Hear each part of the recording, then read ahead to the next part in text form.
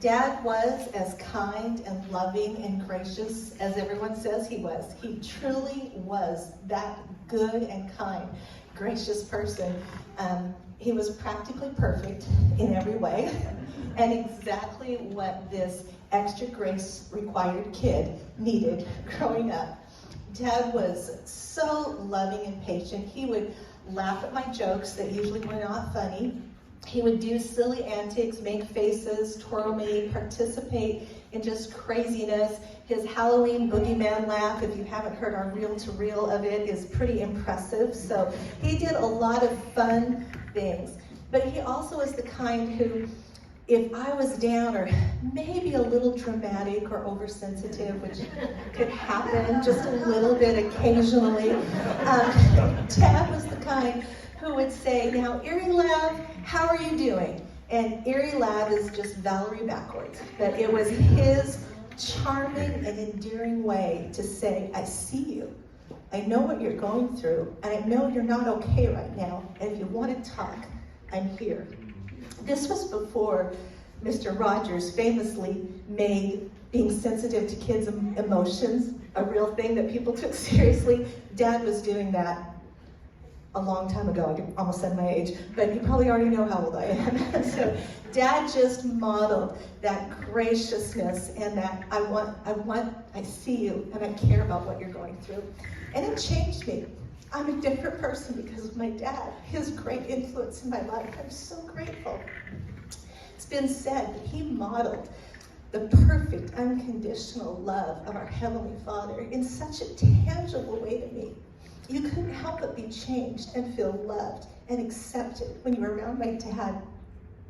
About 40 years ago, Dan and I were leaving Washington State. I'd lived in Washington all my life, and we were leaving to go to Idaho Falls, our first ministry assignment. And I hate goodbyes. Those of you who know me well, I will sneak out to not have to say goodbye. And so we're getting ready to leave, and I went to Mom and Dad's house and hugged Mom and said bye and said bye to Dad and quickly went out the front door. But Dad's the kind who is with you, and so he walked to the car with Dan and me. And I'm like, I just don't want to say goodbye. And we're getting in the car, and I'm trying to keep it lighthearted. So I said, well, Dad, any words of wisdom, any great thoughts you want to share? What's advice you could give us as we hit the road? And he took it seriously. He looked down for a minute, and then he looked up, and he would say, well, you know, I'd say treat people with kindness and respect. You can never go wrong doing that. There's a lot of things in life you might regret, but you'll never regret treating people with kindness and respect. And in that moment, I could think of my life up to that point, that he lived that. It was intentional in the way that once you start doing a life pattern, it becomes who you are. He authentically showed kindness and respect to everyone. So that changed our marriage 40 years ago, whether it was our relationship with one another, with our kids, with ministry, with our future careers.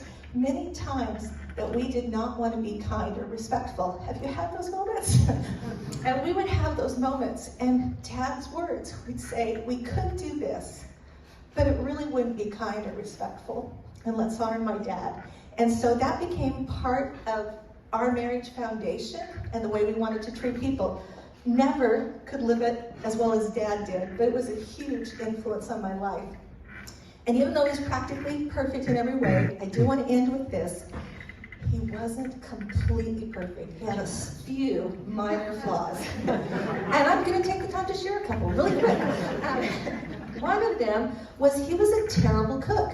And he hated cooking. And if Mom was rarely gone, but if Mom was gone on a women's retreat or something and Dad had to cook, we were never sure what we were going to get. At least that's how this kid felt about it, because I was very excited about mealtime. And I would get to the table early, not to help out, which would have been the right thing, but the youngest child, sit at the table waiting for dinner, and I come in one time and he is boiling this big pot of potatoes that are just in gigantic chunks. And I'm thinking, surely he's gonna mash those or do potato au gratin or something really good.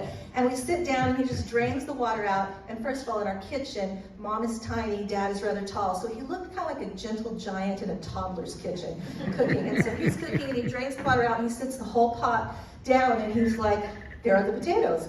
And I was like, well, aren't you going to do anything else with those? He goes, well, you can mash them if you want to. And he just had this, and I kind of ate it like a popsicle stick with the potato because it was kind of crunchy in the middle, but it was, even in his flaws, he was endearing. And then we probably all know that he did not go bald gracefully. That was not something that he wanted to love to do. And so he, you know, you might not know this, but in the 60s and 70s, they had all these treatments that would regrow hair that clearly work really well. And so he tried every treatment you can imagine on top of his head, things that should never be on his head, he was putting on his head.